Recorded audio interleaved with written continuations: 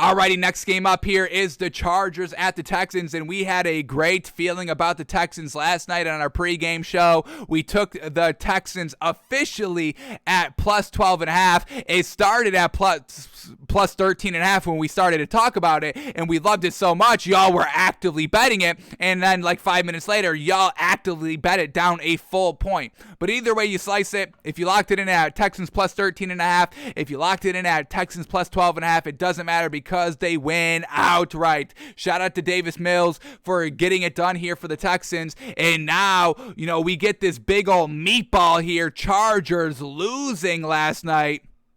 And now the Chargers are out of the playoffs. Holy moly. Big old loss here over the Texans. Or hang on. They are officially out of the playoffs. Let me refresh this. We've selected the Dolphins to win, but that does not change anything. The Ravens are the 7th seed at the current moment, so still currently the Chargers are out of the playoffs here because of the loss yesterday. So where do we put this Chargers team on our kind of tier list here? Well, we're still going to put them in playoff contender list here for the Chargers. I don't believe they are playoff pretenders. Remember, the reason why we loved the Texans so much last night and yesterday was not because of the Texans themselves, but because of the two big outs for the Chargers. No Mike Williams, who is kind of their number one wide receiver. It's always Keenan Allen and Mike Williams, the number 2 receivers here for the Chargers. Every single game, they're at the top 2 leading receivers for the Chargers.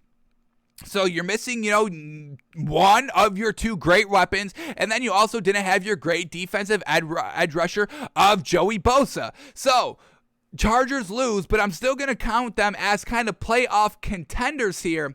Obviously, they won't get in the Super Bowl contender category. They have just kind of, dropped the ball here a couple of times throughout the season against kind of lower opponents, just losing. And the Texans, obviously, no exception last night. So Texans get the win 41-29. They got out to a hot start, a touchdown on their first drive. They punt on their second drive, a field goal on their third drive, touchdown on their fourth drive. They get into scoring range right after halftime. Unfortunately, missed the field goal, but then they're right back at it with the touchdown. Chargers fumble. They score 3 points off of it. Chargers score a touchdown. Texans score a touchdown. Chargers throw a pick 6, and it's game over. So consistent scoring throughout the entirety of the game here by the Texans. And remember, we saw this kind of the same thing when they faced the Patriots early on in the season. Great first half, but then kind of stunk it up in the second half. Great first half here. Great second half here, and got the win. And just was consistent the entire game here. So once again, everybody calling for Will Culley's, or David Culley's job, saying he's on the hot seat. That was nonsense to us, folks. And we said that yesterday on the show. Just nonsense. Relax. This team is getting better. The whole Deshaun Watson situation and not having any great weapons here anywhere on the rushing ball side or passing ball side. And then having Davis Mills in and out of the starting lineup, going with Davis Mills, he's trash, and then bringing back Tyrod Taylor, he's not getting it done, having to go back to Davis Mills.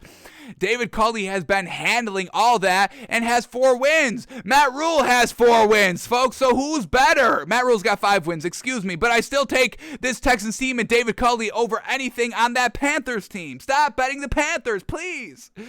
So the Texans get the win 41-29. Let's start here with Davis Mills. He played very, very well last night, folks. Man, oh man. The man goes 21 of 27. We got 77% completion percentage, 254 yards, slinging it around, 2 touchdowns, no picks. You love to see it. And he also did not fumble the ball. Great night by Davis Mills last night. And then in the rushing attack, we had Rex Burkhead. What a great night as well. 22 rushes for 149 yards and 2 touchdowns. Royce Freeman, 12 rushes for 34 yards as well.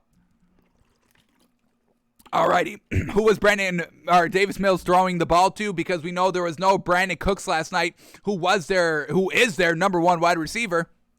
So another great kind of addition to this Davis Mills performance, not having your number 1 wide receiver. Fantastic. So Chris Conley, leading receiver, 3 catches, 60 yards and a touchdown.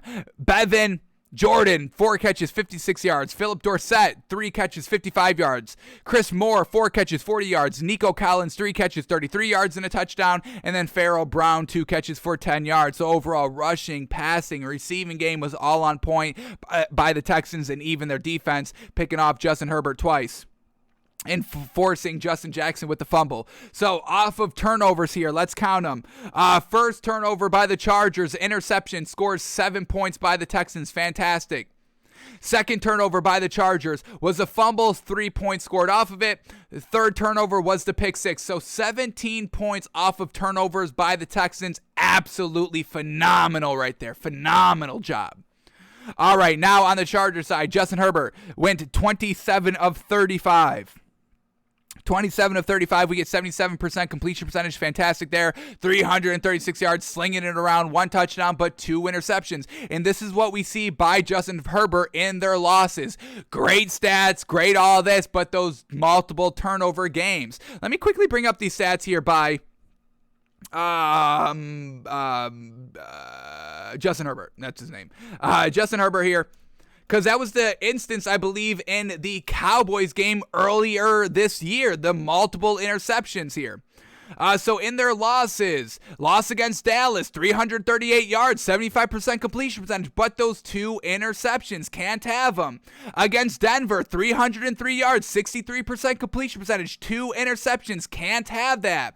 Against New England, not a great game overall, but once again, 2 interceptions, can't have this. And once again, just this, yesterday, 336 yards, 77% completion percentage, but those 2 interceptions, those are always costly, those are always deadly. And when Justin Herbert loses, he's got a great game statistically, but the 2 picks, double-digit or multiple interceptions, cost the Chargers these wins here in some of these games, and also potentially their playoff life here this year. Truly unfortunate, potentially.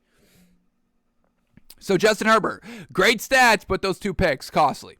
All right, Justin Jackson, leading rusher, 11 rushes for 64 yards, 2 touchdowns, but he fumbled as well.